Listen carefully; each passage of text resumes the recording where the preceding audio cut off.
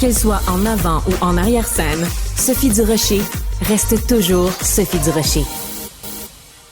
Alors, c'est mon héros de la semaine, pour ne pas dire mon héros du mois ou mon héros de 2024, même si l'année vient juste de commencer. C'est Jean-Denis Garon, qui est député de Mirabel pour le Bloc québécois et qui nous fait le plaisir d'être en studio. Bonjour, Monsieur Garon. Bonjour, Mme Durocher. Merci de me recevoir dans le quartier de la francophonie. C'est la première fois que j'y mets les pieds depuis que je suis parti de l'UQAM. C'est vrai, hein? Absolument, absolument. On peut se tutoyer, Jean-Denis. Habituellement, je tutoie pas les politiciens, mais vu que tu as été si longtemps chroniqueur ici, puis regarde, on va se tutoyer parce que dans la vie de tous les jours, on se tutoie. Donc, oui, c'est vrai, bienvenue dans le quartier de la francophonie. Et justement, ironisons un peu sur le fait que la mairesse Plante veut que le quartier des spectacles, où on se trouve en ce moment, devienne le quartier de la francophonie, parce qu'elle veut faire ça en partie pour redorer le blason francophone de Montréal. Mais toi, tu t'es pogné avec quelqu'un de la SAQ. Pour quelle raison, Jean-Denis? Pour redorer le blason de Montréal, il faut d'abord qu'on parle français, qu'on affiche en français. Il faut d'abord qu'on soit fier du français, qu'on ne soit pas complexé du français. Je l'ai dit à un journaliste à qui j'ai parlé, puis je raconterai ce qui est arrivé à la SAQ. Si, à Montréal, on n'est pas fier du français, si ça ne devient pas notre argument de vente, notre fenêtre sur le monde, qu'est-ce qui nous distingue d'une ville de seconde zone de la côte est américaine? Rien. Absolument. C'est un Minneapolis ou un gros je sais pas, on est comme n'importe quelle ville américaine à peu près. Personne va à Paris pour se faire servir avec l'accent de l'Ohio. Ça n'existe pas. Les gens viennent à Montréal pour cette composante française. Et évidemment, il y a quelque chose de sociologique qui se passe à Montréal. On le voit. On est plusieurs à la faire l'erreur une fois de temps en temps. Il y a un anglicisme qui sort. Il n'y a personne de parfait, mais quand on sert à la clientèle, quand on est dans un commerce, d'autant plus dans une société d'État où il y a le drapeau du Québec qui, évidemment, collecte des revenus pour le gouvernement du Québec, on devrait servir en français. Ça devrait être le premier réflexe. Et moi, j'ai été surpris d'abord. Alors t'étais où? T'étais dans une société des alcools, mais où? Je suis allé au marché Jean Talon. Ouais. Au marché Jean Talon. Là, c'est pas le festival des touristes au mois de janvier au marché Jean Talon. J'arrive et j'attends en ligne pour la caisse. Il y a des choses évidentes là, dans la vie. Moi, à un moment donné, je suis allé à Moscou. Je voulais aller acheter quelque chose à l'épicerie. Je parle pas russe, mais j'étais le premier en ligne. Puis il y a une caisse qui s'est libérée. Ils m'ont parlé en russe. Je savais que c'était moi. Je savais que c'était mon tour. Et je pense que les touristes sont assez intelligents pour deviner ça. Il ne faut pas les prendre pour des idiots. Et c'était suivant next. Suivant next. Et là, j'arrive à la caisse, puis j'ai le droit au bonjour aïe, évidemment, parce que ça a l'air que ça va ensemble, ça. C'est comme... C'est même plus bonjour aïe, c'est bonjour aïe. Ouais, c'est ça. C'est comme une espèce suivant next, c'est un nouveau mot. C'est une contraction. C'est une contraction. Et moi, j'ai quand même souligné à l'employé en question qu'il voulait peut-être pas mal faire. Je lui ai dit, il y a quelque chose de sociologique. On arrête de se tenir debout des fois comme Québécois. J'ai dit, il me semble que ça aurait été le fun de me faire accueillir en français. Et là, le débat part. Écoute, je te sers en me tutoyant d'ailleurs. En tutoyant? Écoute, ça devient... Écoute, je te sers en français parce que je suis en train de te servir en français. Autrement dit, de quoi tu te plains? Ouais, c'est ça. Et à un moment donné, j'ai dit, tu sais, moi, je suis député à Ottawa. Le fait qu'on ne se fait pas respecter, je le vis à chaque jour. Si nous, les Québécois francophones, on ne parle pas notre langue, on la défend pas, si nous, on n'en est pas fiers, qui va nous respecter? Excellente question. Et même les anglophones, moi, j'ai rien contre les anglophones. J'ai vécu 5 ans en Ontario. Comme toi, Sophie, j'ai fait des études dans l'anglosphère. Une grosse partie de mon sac d'amis est anglophone. D'ailleurs, ils reçoivent mes cartes de Noël du Bloc québécois en français. Puis ils sont très, très, très contents. Puis ils ne trouvent pas que...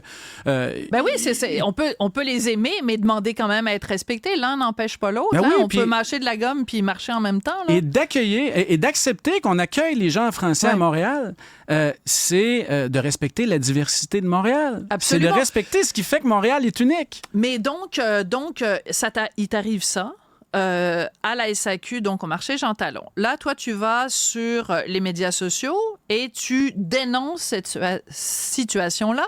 Quelle fut la réponse de la SAQ? La SAQ, écoutez, des fois, c'est un employé. Moi, quand c'est arrivé... Juste avant, dans la file, j'étais avec ma femme, on regardait ça. Puis l'autre caissier à côté lui a même reproché. Il dit, écoute, c'est quoi la prochaine étape? C'est-tu bière, beer? Tu vois bien qu'il y avait un malaise. Il y a que ça un avait pas employé qui d'allure. lui a dit, c'est très drôle. Ben oui, tu sais. Et donc, c'est peut-être un cas isolé, il faut le rappeler. Et la SAQ, effectivement, est intervenue sur les réseaux sociaux pour me dire qu'elle allait intervenir. Et bon, le ministre de la langue française, le ministre Roberge, est intervenu. Les médias sont intervenus. Mais c'est épidermique, cette question-là, parce que notre langue, il faut en prendre soin. Et il y a plein de débats, Sophie. Il y a plein de débats sur... On l'entend à Ottawa, des guerres de chiffres. Est-ce que le français est menacé à Montréal? Y est-tu pas menacé à Montréal puis au Québec? Quel indice on devrait utiliser? Quelles statistiques? Mais moi, quand je vais en Ontario, il n'y en a pas de débat sur la pérennité de l'anglais. Ils se la posent pas, la question. C'est drôle, hein? Ça les inquiète pas. Mais moi, j'ai une question pour toi. Quand tu es en Ontario puis tu vas dans un LCBO, donc Liquor Board of Ontario, ça t'arrive-tu de te faire dire « Hi, bonjour » ? Bon, d'abord, quand je suis à Ottawa, je dors à Gatineau, je dépense mon argent à Gatineau. Bon, mais mettons là. Mais quand j'étais en Ontario, moi, j'ai passé 5 années à Kingston, j'ai fait mon doctorat à l'Université Queen's, j'ai vécu en anglais, puis j'ai jamais fait de chichi parce que c'est la langue, c'est la seule langue officielle là-bas. Mais tu viens de le dire, tu faisais pas de chichi parce que tu étais en Ontario et l'Ontario, c'est une province de langue anglaise.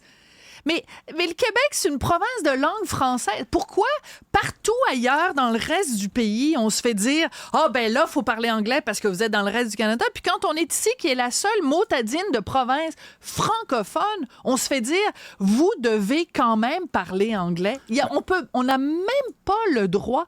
Et c'est un francophone qui t'a accueilli en disant « Bonjour, hi ». Absolument. D'abord, là, on Donc, est lui, il est colonisé sur un moyen temps. Moi, ça me dérange pas de le dire. Toi, je sais que t'es trop poli pour dire ça. Ben écoute, non, j'ai aucun problème à ça. Puis, d'abord, on est une nation de langue française. Moi, ma femme est immigrante. Sa première langue, c'est le kabyle, mais on parle français à la maison. La langue commune, c'est le français, puis elle trouve ça tout à fait correct. On est une nation de langue française. Mais ce que moi, je vois à Ottawa, je le vois tous les jours, c'est que le respect de la culture de l'autre au Canada, c'est un concept à sens unique. Ça nous est imposé à nous d'aller parler anglais en Ontario, d'aller parler anglais en Alberta.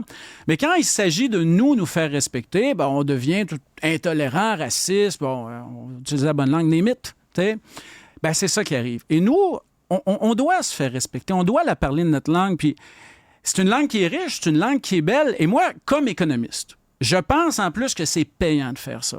Je pense que pour une ville, là où on est situé, géographiquement, de notre taille, je pense que notre avantage concurrentiel, c'est de tout miser sur ce qui nous rend unique en Amérique du Nord. Absolument. On est les seuls. Et tu sais quoi?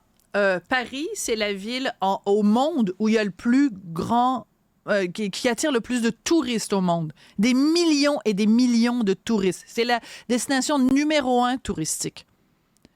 Es-tu déjà rentré dans une boulangerie à Paris puis te faire accueillir par un bonjour hi? Non, parce que les Français sont pas complexés. Au Québec, on dirait qu'on a peur.